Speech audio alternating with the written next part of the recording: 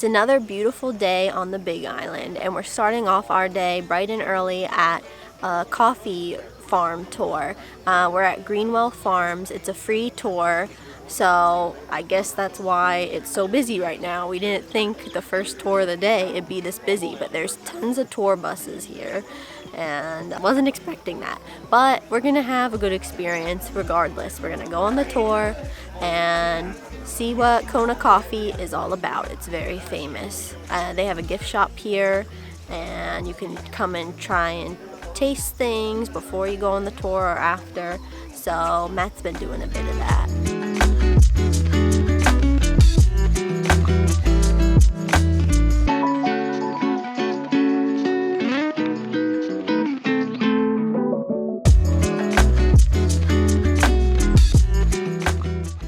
So after tasting them, I think the medium roast is more akin to what I like, but they have all kinds of different roasts there.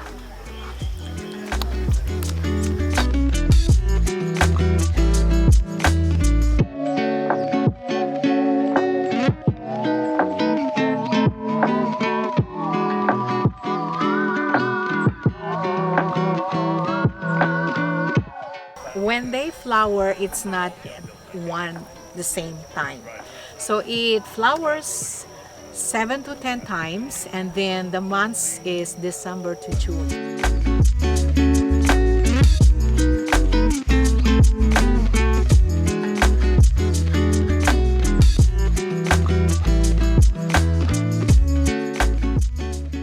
There are 400 select local farmers that we buy their coffee, and then from our farm too. And then we weigh it here.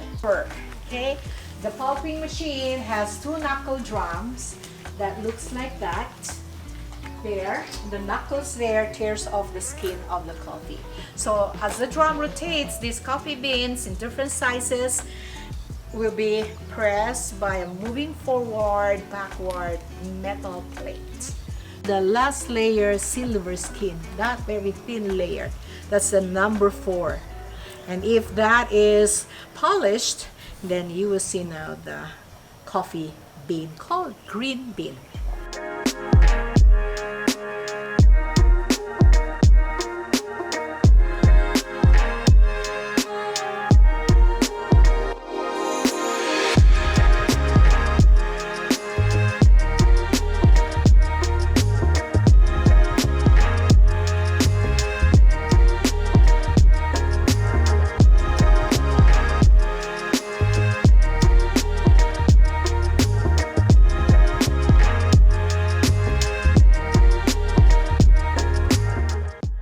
So this is from Ponape.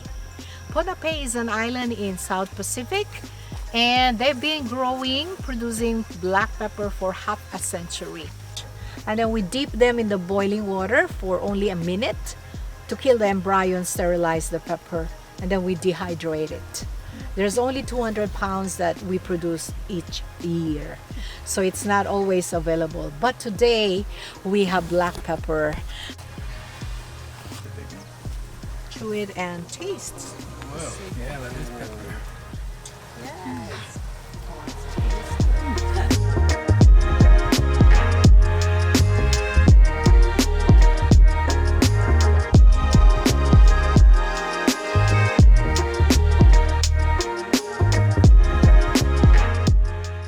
We hand pollinate our vanilla here because Hawaii does not allow the bee to be imported.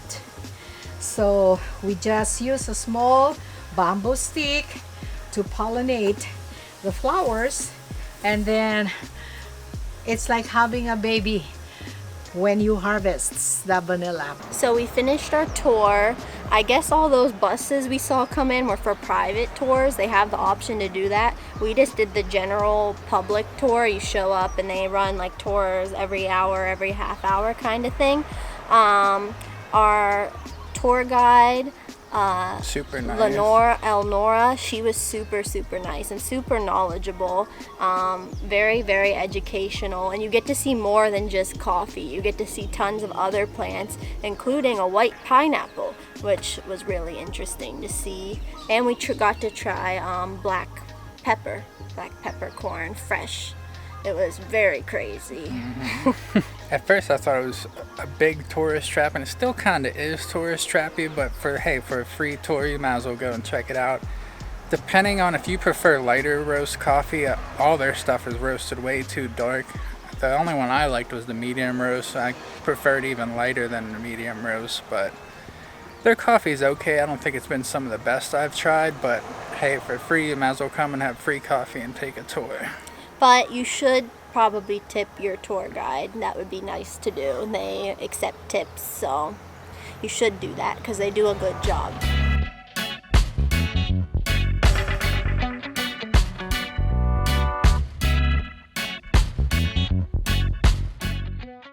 So we stopped at this place called HiCO Hawaiian Coffee.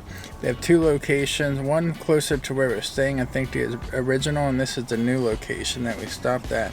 They're famous for their ube lattes, so they make a lot of cool coffee drinks with ube. And they make this, supposedly I think they make this ube flavoring themselves. And they have all kinds of different ube things. They even have like a frozen coffee with ube, all kinds of really cool things. So it looks really pretty. And they make their coffee with 100% Kona coffee. So let's give it a try here. So I spilled it all over myself like an idiot, but the ube flavor, I was able to get it mixed good with the coffee, and it's really good. It gives it a good nutty flavor that really complements the coffee well.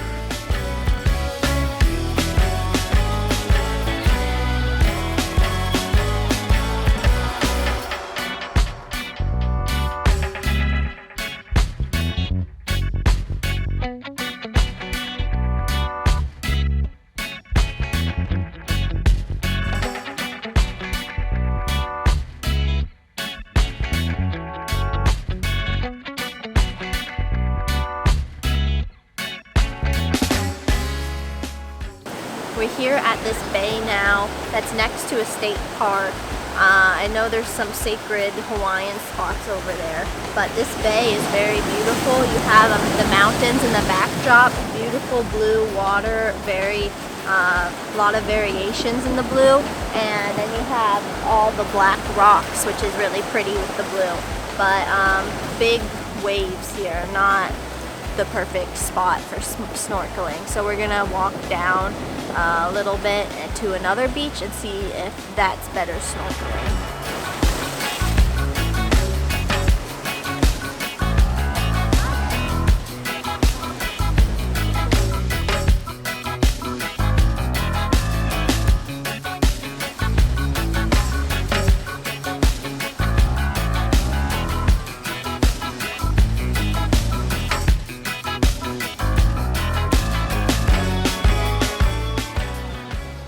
So we made it down to the beach. There's actually a little bit of parking down here.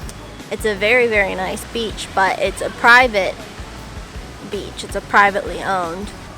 Whoever owns it lets people come out on the beach, but they just require that people follow a few rules, which are all very typical rules, I would say, for any beach that you would want to follow. But yeah, it's really, really pretty back here. And I believe there's a small community garden they have. And there's a little trail that goes off that has some nice views, so we might check those out too. As far as snorkeling goes here, it's not the best conditions today, but I think Matt's gonna go out and try at least to see what there is.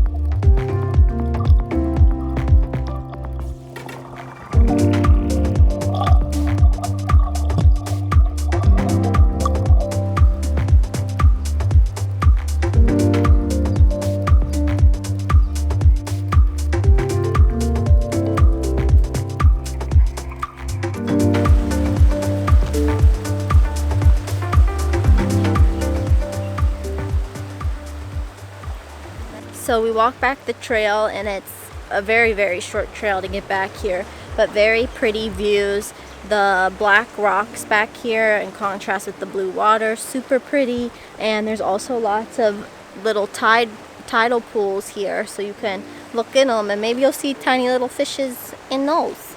But the snorkeling was a little bit too crazy out there because of all the big waves. It makes it a little cloudy, so there wasn't good visibility, but at least Matt still went out and checked it out. Really nice spot, wouldn't you say, Matt? Yeah, it's really nice. I'm glad that they have this open, that people are allowed to visit, because it's a real shame that if, you know, no one could see this. But as long as people respect the rules and respect the property, that's what's important. It's pretty hot out today, so I think next we're gonna get some ice cream, but it's like an hour-and-a-half drive until we can get the ice cream because it's in the north. But we want to go there before it closes because it's a vanilla farm.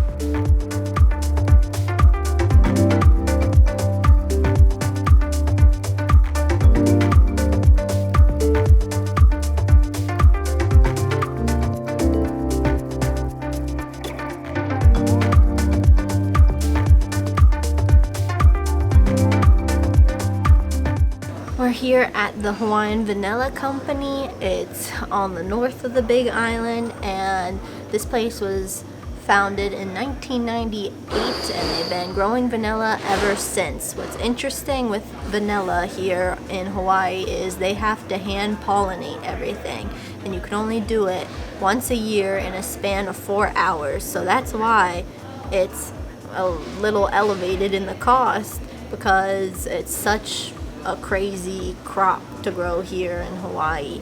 But you can take a tour here. We're kind of sad we didn't have enough time to take a tour, but we did come here to try their vanilla ice cream that, you know, has their vanilla in it, and you could see the vanilla bean flakes, which are really nice.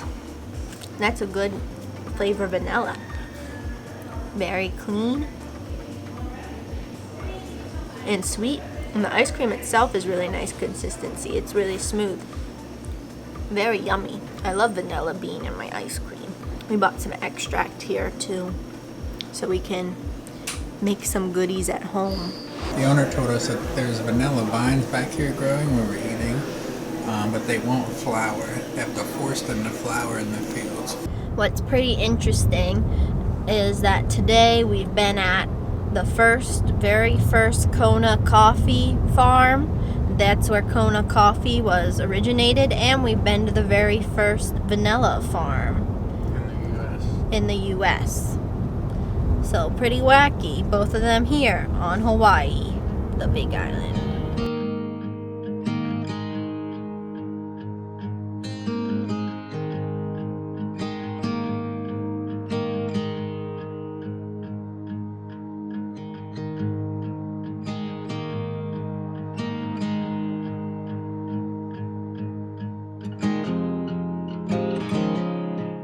We're here at very sacred land, or overlooking very sacred land.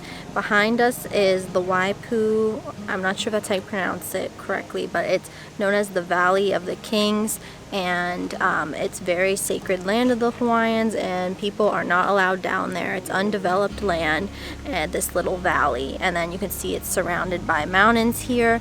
Very, very nice and impressive overlook, and it's nice that they keep some land completely undeveloped, because that's what makes things really beautiful, is keeping things in its natural state. But that doesn't mean over the years it hasn't had its hardships.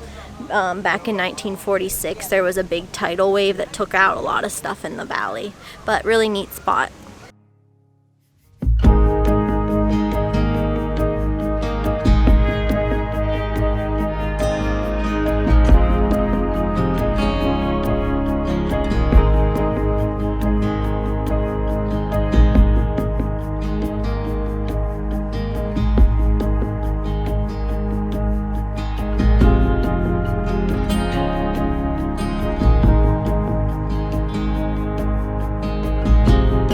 So we stopped real quick at a macadamia nut store place. This is a factory up here on the north end of the island, and it's called Hamakua Macadamia Nut Company, and they have so many flavors of macadamia nuts. I kind of wanted to try them all, but we just went with a few flavors that we bought.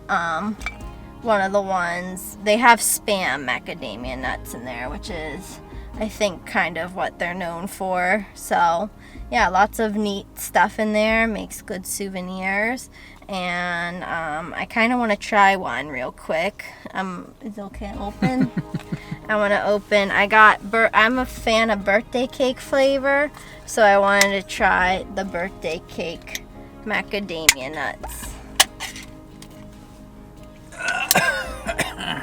Oh man. Well, that's what. It smells good to me. It smells like white cake batter. Here's the macadamia nut. It's coated, as you can see. It's coated in the birthday cake flavoring. Let's try.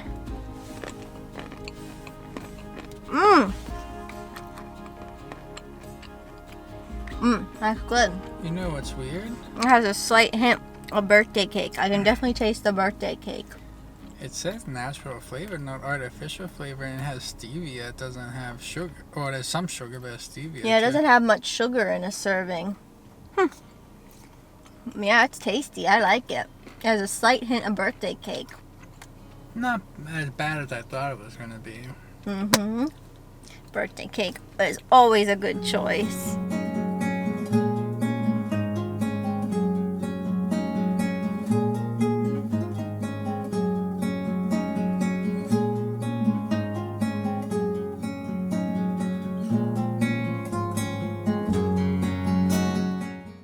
We're on our last Hawaiian beach now, sadly.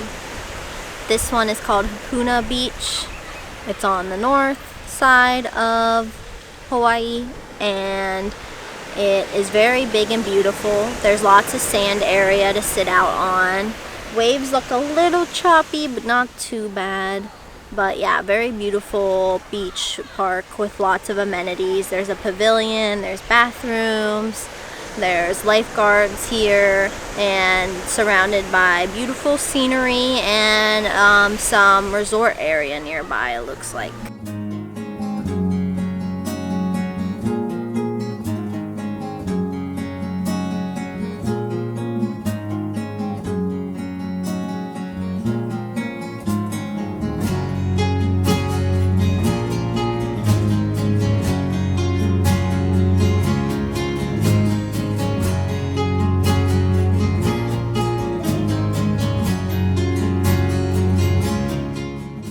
Well, that wraps up our big Hawaiian adventure. Right now we're in the Kona airport.